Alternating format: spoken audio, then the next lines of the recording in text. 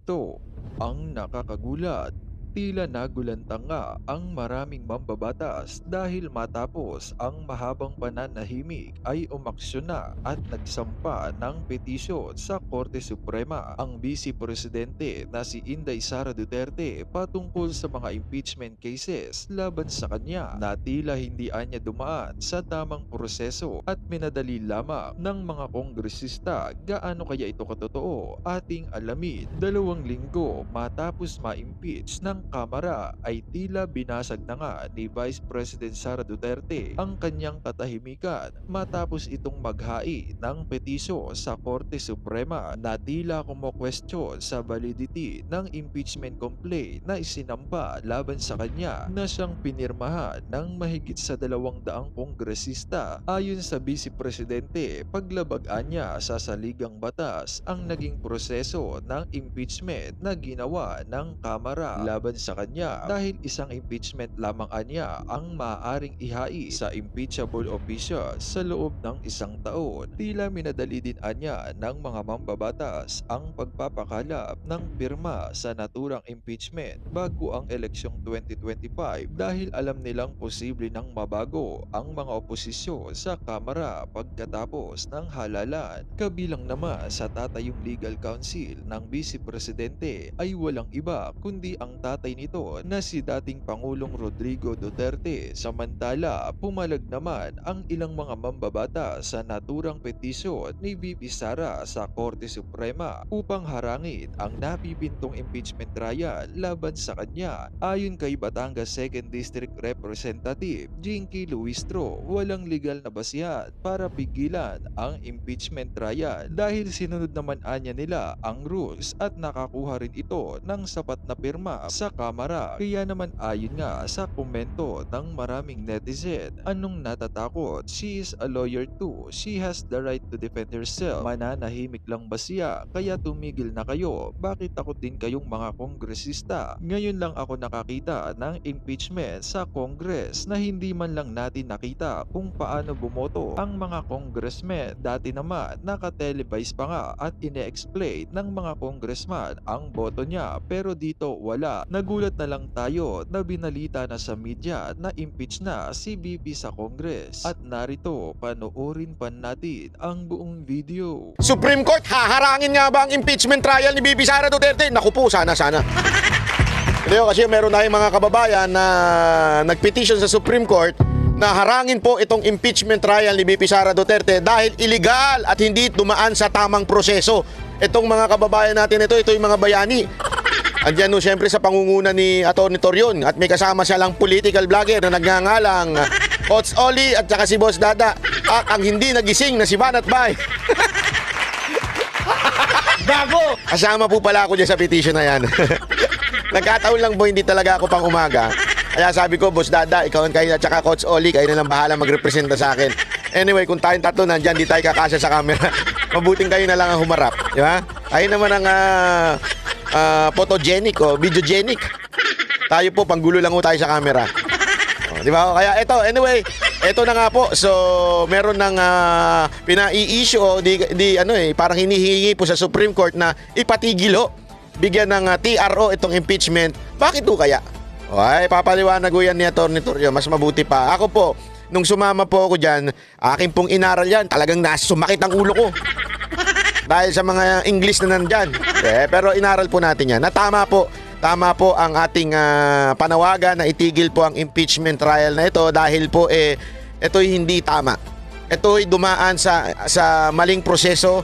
Hindi binigyan ng tsansa ang nasasakdal na si VP Sara Duterte na magbigay ng kanyang opinyon at magbigay ng kanyang depensa. Ika nga, hindi binigyan. At pinabasa lang sa mga kongresista in 1 minute and 15 seconds yung ilang papel ng impeachment complaint. Kaya mga kababayan, ito ay wala akong kwenta sa totoo lang. Hindi ko dapat ito pinapansin dahil ito'y illegal na ng Kamara. Panoorin mo natin tong balitan to. This is a response Yan, to kita nyo, walang tunog. Walang tunog sa akin. Hintay lang kasi Banat Bay. Hindi pa ako nagiging si Banat Bay. Ang bihira ka talaga, Banat Bay. Oo. Ito. Yan. Okay. Pasok, pasok. Attorney Torion. Isa pa. Take 1, take 2, take 3. This is a response to the clamor of the people that we should file a petition for certiorari prohibition with Ay, kita nyo? Hindi na nga nagkakasya si Boss Dada sa likod eh. Sasama nyo pa ako. Saan nyo kilalagay dyan? Hindi. Naisip ko lang ha. Hindi, pero nagpapasalamat po ako at nabigyan tayo ng oportunidad na tayo po ay nakasign din po dyan. Sumumpa din po tayo dyan. Hindi lang tayo asama sa mga interview. Okay lang yan. Hindi naman nagkakasya si Boss Dada eh. for preliminary injunction and TRO against the Ayun, nagkasya na. Oh. impeachment complaint filed against the Vice President. Dumulog kanina sa Korte Suprema ang ilang abogado upang hilingin ang pagpapawalang bisa sa impeachment complaint laban kay Vice President Sara Duterte.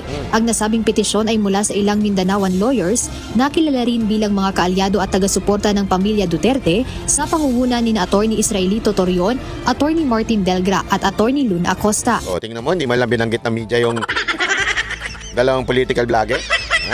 Alam mo naman ng mga media, medyo may ano yan eh, merong konting hindi ano yan eh, hindi ho sila minsan hindi ho nila minsan gusto ang mga vlogger eh. Kasi siyempre natatalo sila minsan pagdating sa impormasyon. Di ba, minsan mas manahing pa nanonood sa vlogger kaysa sa kanila. Kaya hindi na nila binabanggit. Ayon kay Atty. Israelito Torion na kilala ring legal counsel ni Apollo Kibuloy, hiling nila na mag-issue ng Temporary Restraining Order o TRO ang Korte Suprema na layong ipaisantabi at pawalan. Pero okay lang yan ha, okay lang. Hindi man tayo nagtatampo sa UNTV. UNTV isa sa pinaka-patas pagdating sa pagbabalita. UNTV, Net25, at syempre walang iba kundi ang SMNI. Pero ang UNTV at saka ang Net25 yan ang mga nananatiling hindi bias sa tingin ko ha. Bisa ang impeachment complaint laban kay VP Duterte. Aniya naniniwala sila na mayroong malaking kakulangan sa nasabing impeachment complaint. Paliwanag ni Atty. Torion, lumalabag ito sa ilang mahahalagang probisyon ng konstitusyon at walang sapat na batayan sa jurisdiksyon. Kaya dapat aniya itong ibasura at hindi ipagpatuloy ng Senado. It is a violation of pertinent constitutional provisions and it is likewise jurisdictionally void and the same should be dismissed and not entertained by the Senate of the Republic of the Philippines. That in essence is the foundation of our complaint. It is very defective because first, it did not consider the 3 priorly filed impeachment complaints. Yan. Paliwanag mo ate. Masyado kasi, alam mo ito si Atty. Torion pag nagsalita to, masyadong malalim ito eh. Nakikita ko nga sa kanyang lalaking Miriam Defensor Santiago. Ganon kalalim mo itong mamang to. Kaya ito si ate, paliwanag ni ate kung ano ibig sabihin ni kuya. Atty. Torion. Question din ng mga petitioner ang prosesong isinagawa ng Kamara sa impeachment ng pangalawang Pangulo. Paglilinaw ni Atty. Torion na may malaking depekto ang impeachment complaint. Bakit? Una, hindi nito kinonsidera ang 3 naunang impeachment complaints. Yan, importante yon. Kasi tandaan ninyo ha, ito yung pang-4 na complaint. Yung unang 3 complaint na dapat tinugunan muna. Kasi sa ating batas, yun ang kailangan eh. Kailangan pag may nag-complain, ibigay mo na kaagad doon sa Speaker of the House. Dapat proseso na yon. Kaya nga pansinin ninyo, minsan ginagawa ng kalaban yan eh. Kunwari mag-i-issue ng impeachment na mahina, tapos pag yan po mahina at na-dismiss, another year bago pwede mag-file at entertainin yung pangalawang complaint o yung susunod na complaint. Ang nangyari ho dito, may unang 3 na dapat tinugunan muna ng Kamara bago sila pumunta doon sa pang-4. Dapat isa-isa yan eh. Ang problema, alam siguro nila na mahina itong 3. Kaya yung gumawa nung pang-4, ang alam ko, yung mga na mismo, yung mga lintik na mga congressman dyan, di ba? Etong 3, hindi nila pinansin. Yan yung sinasabing unang violation na hindi dumaan sa tamang proseso ang ginawang impeachment complaint na pang-4. Kasi kung na-dismiss ba kunwari ito, pinarating sa speaker tapos tinakil ng house, kung ma-dismiss ito, hindi na pwede dun sa another year na naman. Siguro nakita nila hindi na nila diniscuss ito, hindi na nila dininig itong 3. Dumiretso na sila sa pang-4. Mali po yun. Yun yung sinasabi ni Atty. Torion at na mga nagpetition pa. Nilabag rin umano nito ang due process para sa pangalawang Pangulo at hindi nito sinunod ang itinakdang proseso ng verification ayon. Ito, yung pangalawa, hindi binigyan ng chance yung defendant na yung si Vice President Sara Duterte na magbigay kasi parang ano yan eh. Tandaan ninyo yung impeachment trial is nakapattern din yan sa ating batas kung paano yung nangyayari, 'di ba? Sa piskal muna may rereklamo sa piskal, ito si ganito, ganyan. Papatawag ngayon yung isa. Oy, meron sa'yo nagre-reklamo dito. Ano ang depensa mo sa kanyang reklamo? Bibigay ngayon siya ng depensa niya. Nakita na ng dalawang yung piskal, yung titingnan niya. Andali. Mukhang may probable cause to ituloy na natin sa korte. Papasya na ngayon sa korte. Ganun dapat ang proseso. Inaalam yung depensa ng kabila, yung inaakusahan. Dito, walang naganap na ganun. Hindi hiningi yung panig ni BP Sara Duterte at idiniretso na lang, pinastrak. Yun yung pangalawa. Yung pangatlo, yung oras na kung kailan lang nila nalaman ng mga congressman yung complaint. Nakasulat dyan, sinabi dyan, it has to be verified complaint before going sa Senate. Ibig sabihin ng verify. Ibig sabihin, kailangan at least alam ng mga pumirma at sinabi nilang, okay, sangayon kami dyan. Tama yan. Ito dapat pasa na yan. Impeach na yan. Yung pumirma doon, dapat may chance ang maaral at basahin yung impeachment complaint. Wala ho. Yung kinumpute nga ni Atty. Torion, sabi niya, nung nalaman nila yung impeachment complaint ng alas 10 ng umaga, tapos hindi pa pala nila alam, sometime after lunch, doon lang nalaman ng mga congressman yung impeachment complaint, yung pang-apat na impeachment complaint. Doon lang nila nalaman, there were no time to read the entire impeachment complaint. Basta lang sila pumirma. Kaya nga doon natin masasabi, di ba, na tila totoo yung alleged 150 million na ibinigay sa mga congressman. This is an alleged na sinasabi. Pero even doon sa proseso, mukhang totoo yung 150 million. You know why? Hindi na nila binasa yung impeachment complaint, basta na lang nila pinirmahan. Don't tell me, tinutukan sila ng baril doon. Pag di ka pumirma, yari ka. Hindi! Mga congressman ito Alam naman natin mga congressman, mga buhaya yan Pasa-pasa lang yan pagka pumirma ka. Eto sa'yo. Diba? Parang ganun ang nangyari. Sabi ko nga sa inyo, it's an alleged ng mga tao, yung mga nagsasabi, yan ang kwento, 150 million na tinanggap ng bawat congressman na pumirma. Ngayon, may katotohanan ba yan?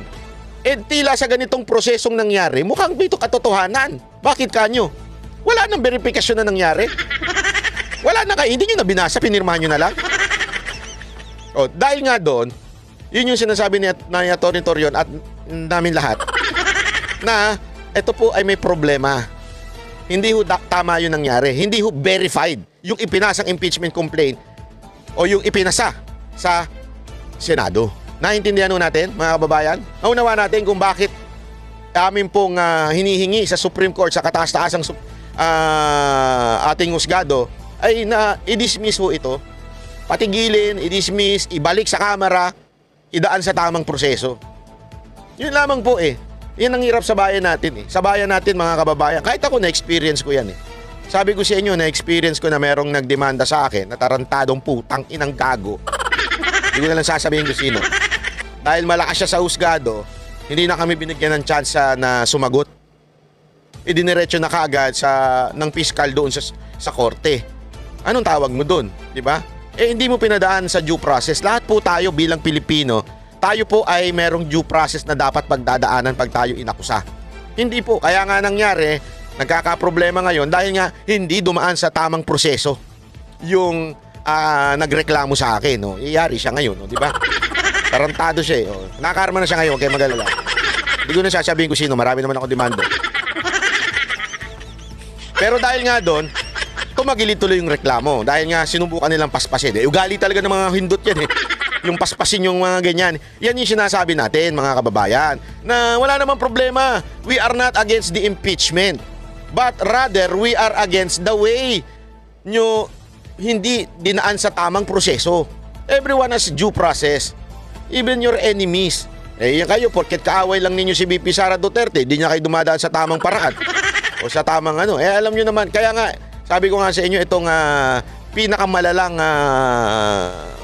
house, itong nangyayari sa ating bayan ngayon. Itong mga House of Representative natin.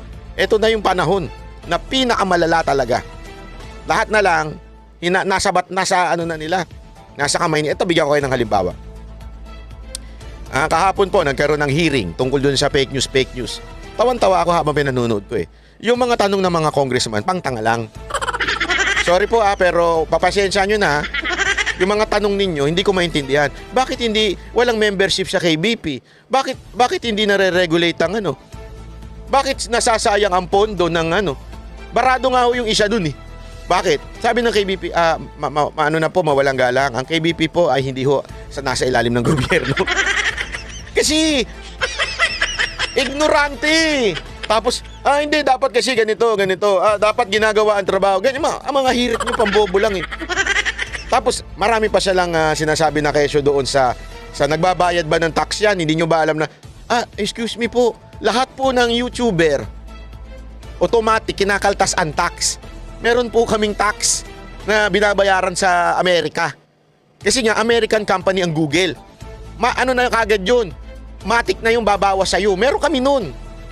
Sana ho, nag-research man lang kayo. Pakikialaman ninyo yung sahod namin, pambihira kayo, hindi naman kami nasa gobyerno eh. Anong pakialam nyo kung kumikita kami? Hindi, eto, I'm speaking for all the vloggers, whether Adso, Pinklawan, wala kayong pakialam. Bakit? Hindi nyo pera ito, pera namin to, pati pera namin gusto niyo kunin. Kinuha nyo na nga yung pera ng bayan natin, pati ba naman pera namin, gusto nyo pa? Pinaghirapan namin ito. Bakit ninyo kukunin? Bakit ninyo sasabihin na, tingnan natin yan, kung tama ba yung sahod? Anong pakialam ninyo? Honestly, anong pakialam ninyo sa amin? Sahod namin to eh. Pinagtrabahuan namin to. Tapos kami yung nagbabayad ng tax. Meron tayong tinatawag na income tax. May kanya-kanya tayong binabayaran. Bakit kailangan nyo? Ba't kayo kaya? Yan ang hirap sa inyo eh. Gusto ninyong buksan yung aming publicly. Ilantad ang sahod na nakukuha namin. Sir, that's for our protection. Naintindihan nyo?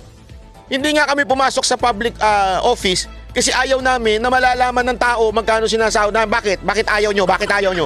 Nanggagaling sa pugo? Hindi. Ayaw namin.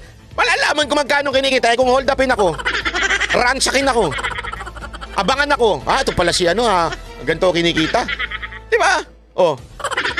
Paano na yung mga scholar na pinag-aaral namin? Biro lang yan, biro lang. Paano na yung mga scholar na pinag-aaral namin? Sabi, hay, ganun pala kinikita niya. Tama, mali. Gago. Kayo talaga. Mali yan eh, mali. Bakit ko napasok yun? Kasi nga ganito ho itong mga congressman natin. Hindi ko alam kung ano nasa hulog ni. Talagang sabit-sabit na ho kayo. Tapos magbibintangan ninyo na pogo, ano ba isa? Drug lord. Sabi ko nga sa inyo, kami ho mga banateros, particular na kami banateros. Kahit anong drug test ang daanan natin. O tara. Ang sigurado kung makikita nyo sa dugo namin, high blood, cholesterol.